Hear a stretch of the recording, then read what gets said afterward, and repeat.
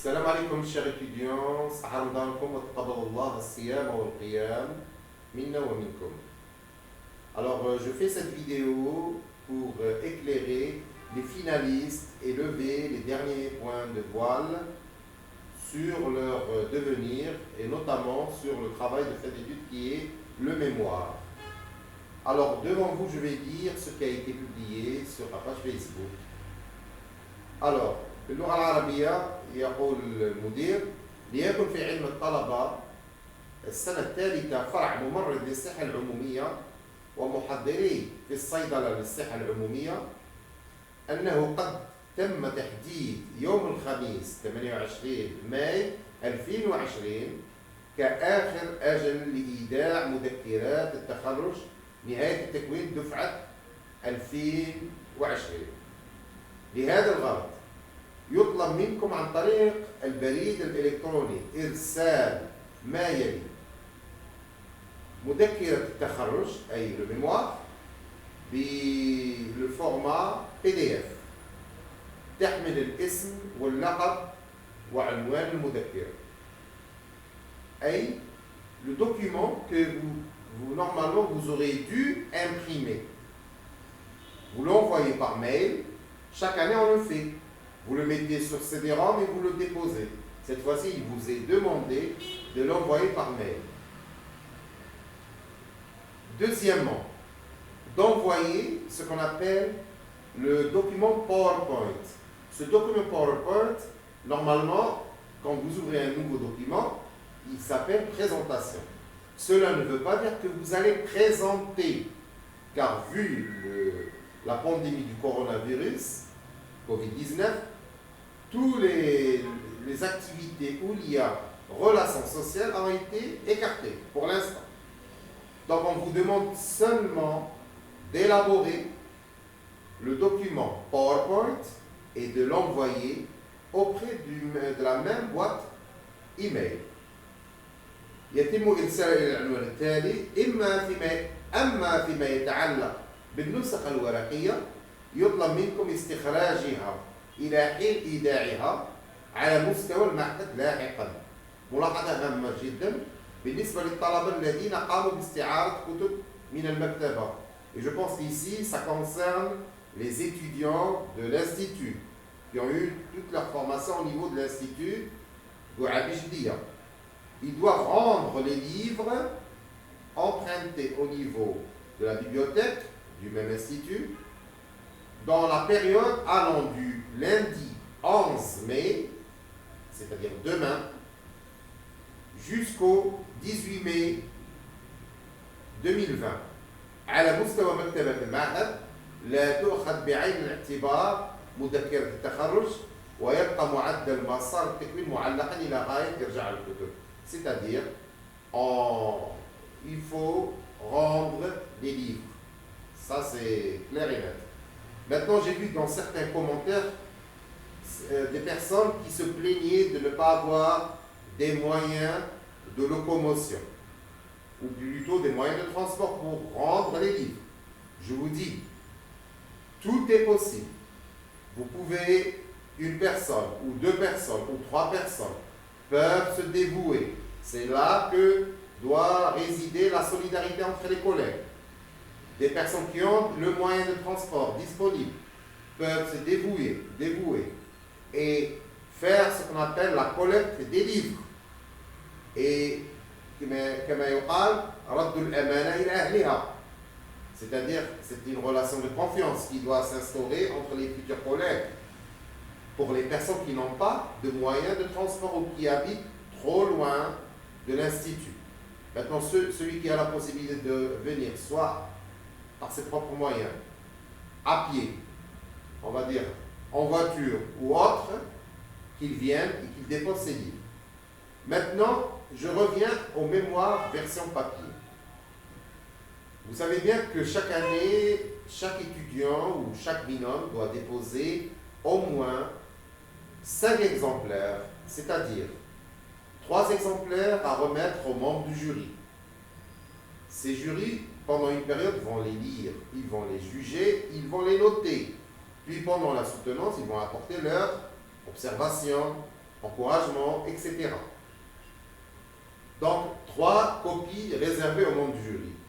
Plus, logiquement, vous devez imprimer une copie personnelle pour vous-même. Si vous êtes un binôme, chaque binôme devra avoir sa propre copie.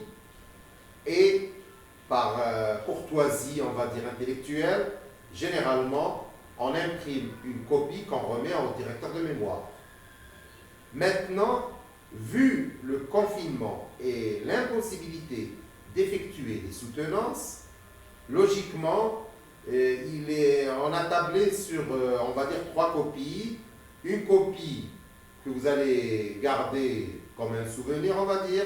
Une copie qui pourra être demandée comme preuve documentaire, matérielle, que vous avez fait votre travail.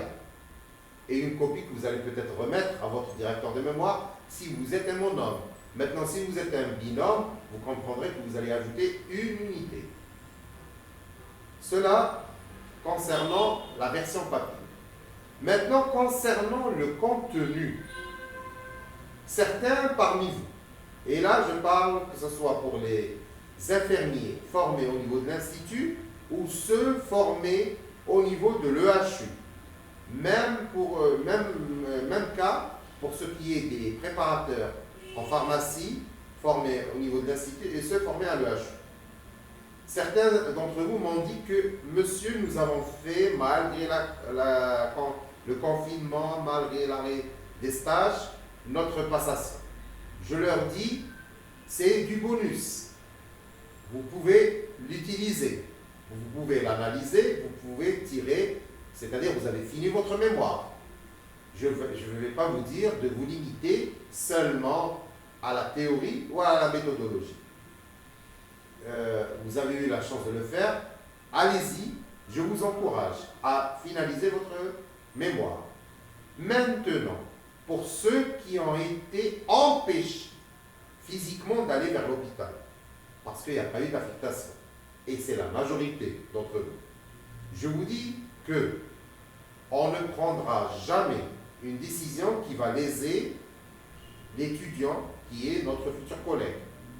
Et sachant le contexte, on va vous demander dans le document PDF de nous remettre que la partie théorique, revue et corrigée surtout, c'est-à-dire qu'elle soit épurée de toutes les erreurs, toutes les approximations, qu'elle soit basée sur de fortes recommandations scientifiques, c'est-à-dire avec une bonne bibliographie que vous avez utilisée normalement.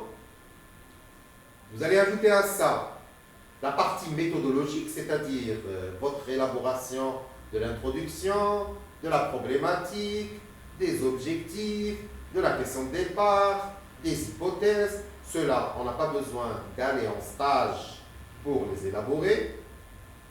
Et normalement, vous allez ajouter à ça l'outil ou les outils que vous avez utilisés, qu'on devra retrouver au niveau de l'annexe, c'est-à-dire le questionnaire, la grille d'observation, l'interview, etc., etc. Vous allez peut-être ajouter des annexes que vous avez retrouvées comme des textes de loi, ce qu'on appelle le journal officiel, parfois, sur le statut du paramédical, le référentiel métier, tous ces documents qui peuvent parfois aider à mieux comprendre le thème que vous avez traité. Je parle au cas par cas. Cela n'oblige pas, je ne vous oblige pas à utiliser tous le journal officiel. Seul, par exemple, si vous parlez de la fonction infirmière, vous êtes obligé, à un moment donné, de parler du statut dans les textes de loi.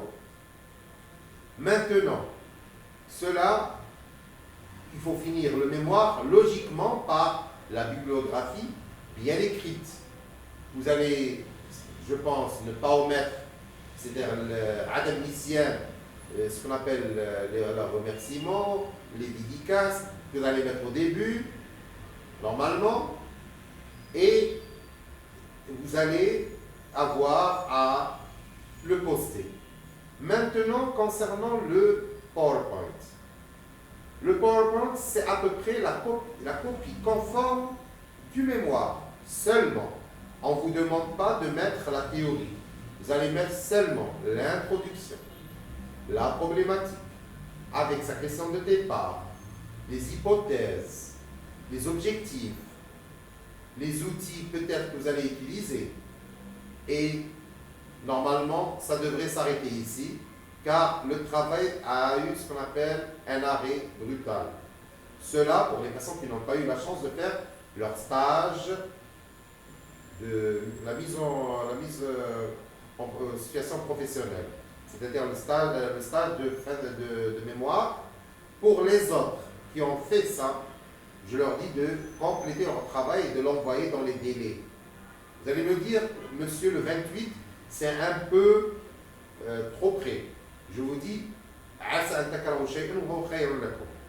le 28 mai a été fixé d'un commun accord pour pouvoir permettre aux enseignants et aux membres du jury de lire vos documents afin que votre PV de sortie de formation soit effectué début juin pour que vous ayez vos postes.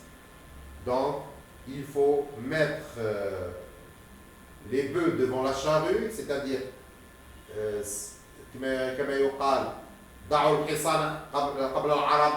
et avancer de telle façon que vous finissez dans les délais. Je vous souhaite bon courage et juste une dernière observation concernant le PowerPoint. Il faut que le PowerPoint soit le plus allégé, c'est-à-dire chaque slide, chaque diapo ne doit pas comporter plus de 6 lignes. Si vous avez 12 lignes, vous mettez le contenu dans 2 slides et ainsi de suite. Donc je vous remercie pour votre attention et je vous dis Sahaf Korkom, merci.